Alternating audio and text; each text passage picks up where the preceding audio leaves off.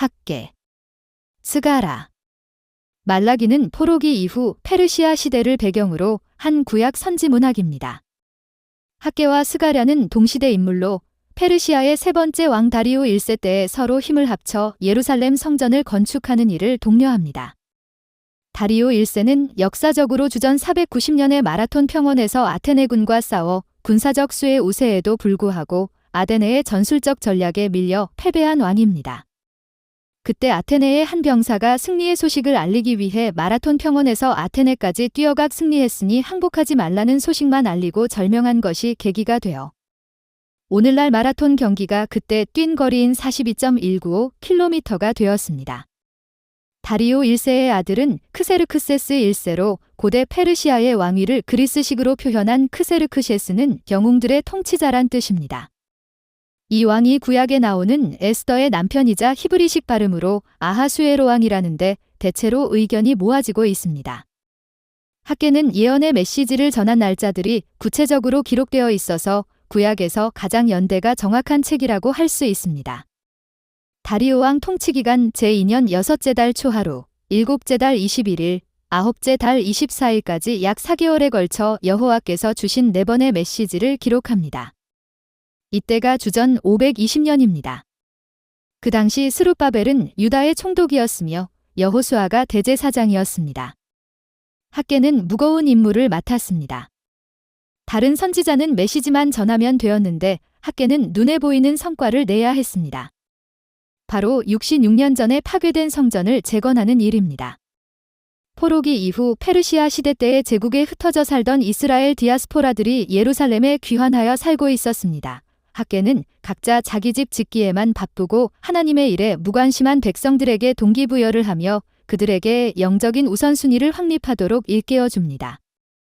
성전 건축은 여호와께 드리는 예배를 회복하는 일이며 하나님의 왕국과 메시아 시대의 도래를 여는 것을 의미하기 때문입니다.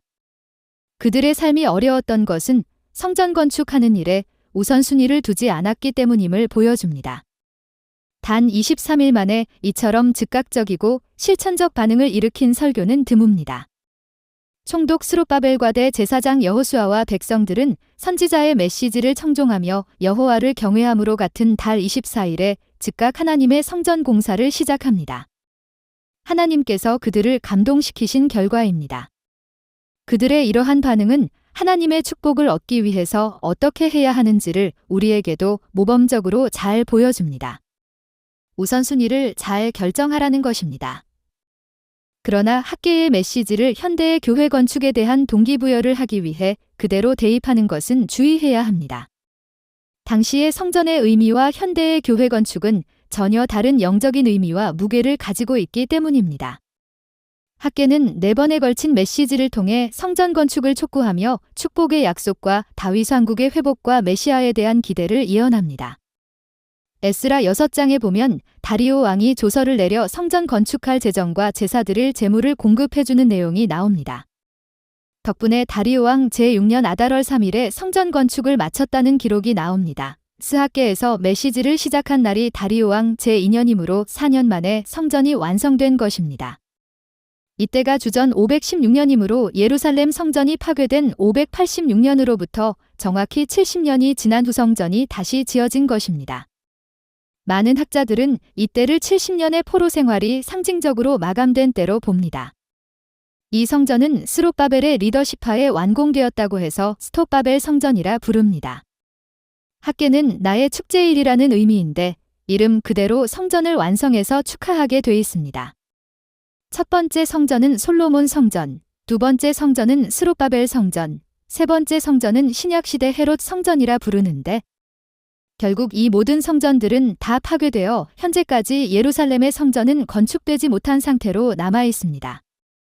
오히려 현재는 유대인들의 성전터 장소의 회교도의 3대 성지 중 하나인 모하메드가 승진했다고 전승되며 황금돔이라 불리는 무슬림 비위사원이 세워져 있습니다. 역사의 아이러니라 할 수 있습니다. 학계가 외쳤던 성전 건축의 역사가 언제 다시 재개될지가 관심사입니다.